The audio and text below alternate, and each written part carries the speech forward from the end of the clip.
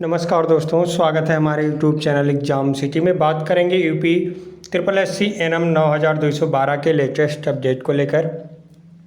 तो इससे पहले अभी तक हमारे यूट्यूब चैनल एग्जाम सिटी को आप लोग सब्सक्राइब नहीं किए हैं तो प्लीज़ सब्सक्राइब कर लीजिए, साथ में बेल आइकन प्रेस कर लीजिए ताकि लेटेस्ट वीडियो के नोटिफिकेशन आप सबको मिलते रहें।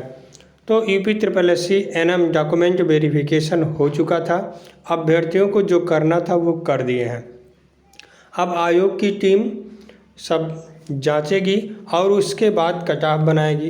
कट ऑफ के बाद आपका रिजल्ट जो है 30 तारीख तक आ जाएगा, क्योंकि वहाँ के कुछ सूत्रों से खबर निकली है कि 30 तारीख तक आपका रिजल्ट आ जाएगा और ज्वाइनिंग लगभग 10 तारीख के अंदर आपको ज्वाइनिंग दे दिया जाएगा।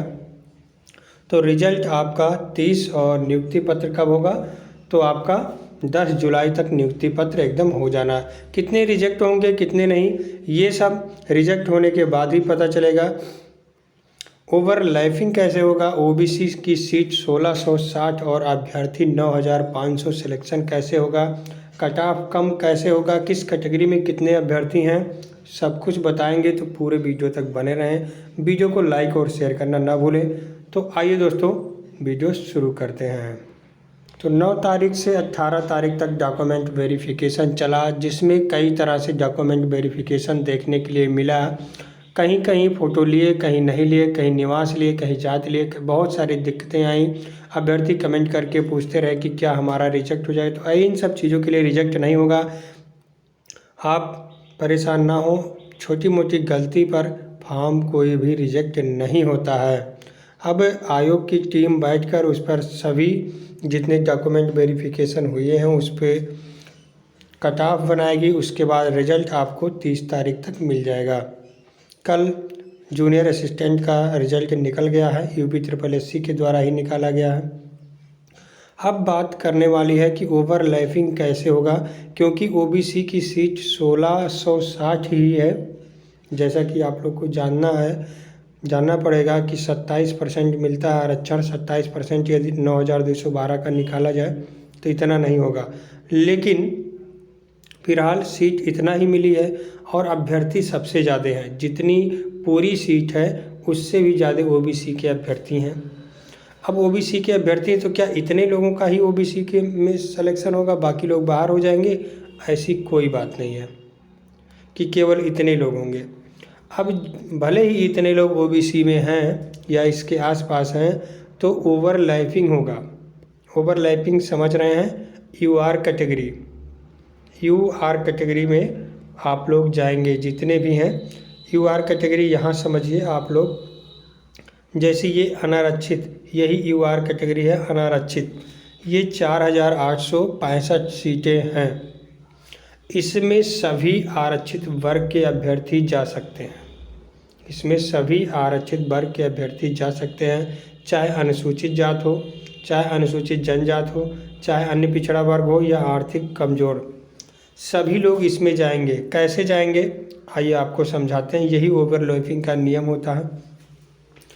जैसे मान लीजिए 50 अंक तक कोई जनरल सेलेक्ट हो रहा है, सामान्य वर्ग का अभ्यर्थी, तो यदि ओबीसी का अभ्यर्थी 51 है या 50.1 नंबर भी है तो वो सामान्य कैटेगरी में चला जाएगा, वो ओबीसी नहीं गिना जाएगा, वो इसमें नहीं आएगा। वो किस में जाएगा, इस सीट को लेगा, इसमें से लेगा। अब ऐसे जितने भी अभ्यर्थी होंगे इसके ऊपर ओबीसी के, वो इसमें चले जाएंगे तो ये सीट खाली हो जाएगी। अब देखिए, तो जितने अभ्यर्थी इसमें गए वो इधर सीट खाली कर दिए। इसी प्रकार एससी के अभ्यर्थी भी जितने अधिक नंबर पाए हैं वो चले जाएंगे यूआर में। जब वो यूआर में चले जाएंगे तो इनकी भी सीट खाली हो जाएगी। इनकी सीट खाली हो जाएगी तो इनके वर्ग के अभ्यर्थी जो कम नंबर पाए हैं उनका इनमें सिलेक्शन हो जाएगा।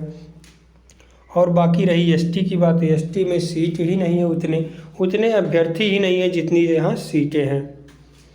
अब आइए ध्यान वाली बात यह है और बता देते हैं आपको कि ओबीसी में सीटें इतना है और अभ्यर्थी करीब 9500 हैं।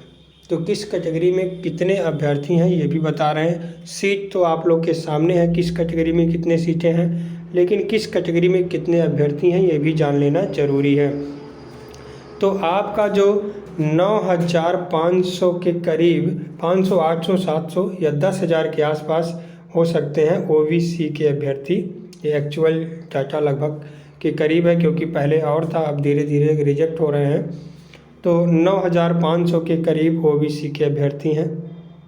जनरल की बात करें, सामान्य वर्ग के अभ्यर्थी, तो करीब 4,500 के करीब ये अभ्यर्थी हैं, 4,500 के करीब। और बात करें अनुसूचित जनजाति की, तो ये लगभग 2900 के आसपास आंकड़ा इनका आता है।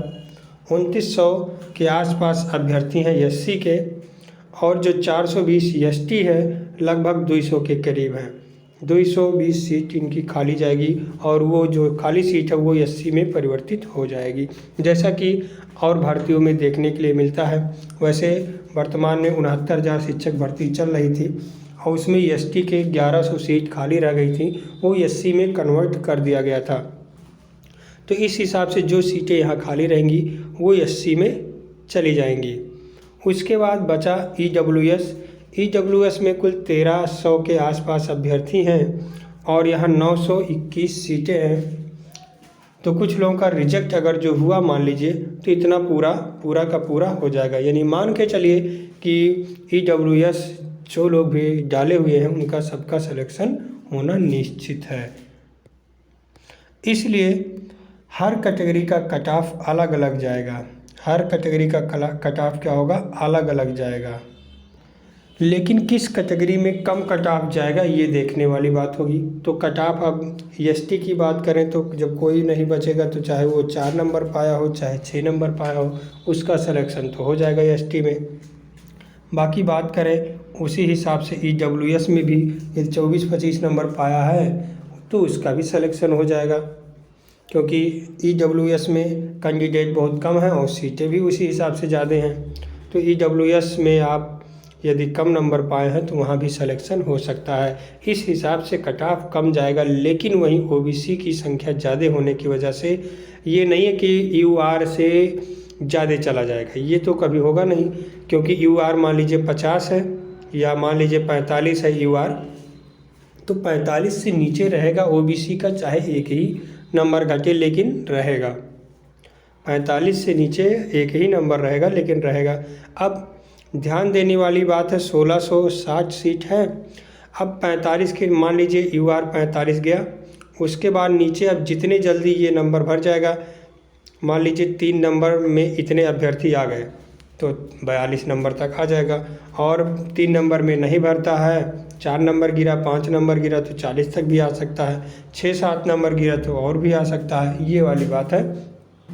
इस तरह ओवरलैपिंग होगा। ओवरलैपिंग की प्रक्रिया हर भर्ती में ऐसे ही होती है कि जितने पहले सबको यूआर भरा जाता है, यूआर भर लेने के बाद ही आपका जो आरक्षित वर्ग का है वो सीट भरा जाएगा। सबसे पहले यूआर कैटेगरी की सीटें भरी जाएंगी।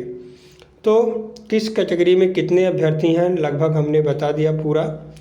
और ओबीसी में यही सबसे ज़्यादा दिक्कत है, क्योंकि ओबीसी के अभ्यर्थियों की संख्या बहुत ही ज़्यादा है, और लोगों की तुलना में और कैटेगरी की तुलना में ओबीसी की संख्या बहुत ज़्यादा है। अब सब लोग अपना काम हो चुका है, अब आयोग काम करेगी। कुछ लोग कह रहे थे कमेंट में भी कि पैसा चल रहा है, तो जो पैसा चल रहा है चलने दीजिए। हम तो मान के चल रहे हैं कि कोई भी पैसा नहीं चल रहा है, पैसा जो दिए उनका बर्बाद भी जाएगा। आयोग इतनी सख्ती से काम कर रहा है कि पैसा बर्बाद जाएगा। आप पैसे की पिक्चर मत पढ़िए, पैसा किसी का नहीं चलेगा, देख लीजिएगा। और रिजल्ट जो आएगा कट ऑफ काफ़ी कम आएगा। पैसा चल गया तो कट ऑफ ज़्यादा जाएगा, लेकिन पैसा चलने की गुंजाइश बहुत कम है, इसलिए कट ऑफ भी बहुत कम आएगा। कट ऑफ हमारे द्वारा वीडियो बनाया गया, आप लोग ना देखे हों तो देख लीजिए। एक और सूचना है कि एनएम ट्रेनिंग के लिए एक वैकेंसी आई हुई है, चाहे महिला हो चाहे पुरुष हो, उसमें आवेदन कर सकते हैं। हमारे द्वारा एक वीडियो बनाया गया अभी कुछ देर पहले, उसका भी लिंक वीडियो के डिस्क्रिप्शन बॉक्स में इसी में मिल जाएगा। जो लोग ना देखें वो देख लीजिए। ट्रेनिंग करने वाले इच्छुक अभ्यर्थी इसी समय आवेदन करवा सकते हैं, क्योंकि आवेदन चल रहा है। चाहे महिला हो चाहे पुरुष हो, आवेदन करवा सकते हैं। और आप लोग तैयारी रखिए, नियुक्ति आप लोग को जल्द से जल्द मिलने वाली है। एक बात और, आप लोग अपना नंबर कमेंट बॉक्स में ज़रूर शेयर करें। इससे आप लोग को खुद अंदाज़ा लग जाएगा कि कट ऑफ कहाँ तक जाने वाला है, कितना कम जाने वाला है और क्यों जाने वाला है। तो ज़्यादा जानकारी के लिए हमारे YouTube चैनल एग्जाम सिटी को सब्सक्राइब नहीं किए हैं तो प्लीज़ सब्सक्राइब कर लीजिए, साथ में बेल आइकन प्रेस कर लीजिए ताकि लेटेस्ट वीडियो के नोटिफिकेशन आप सबको मिलते रहें। बहुत बहुत धन्यवाद वीडियो देखने के लिए।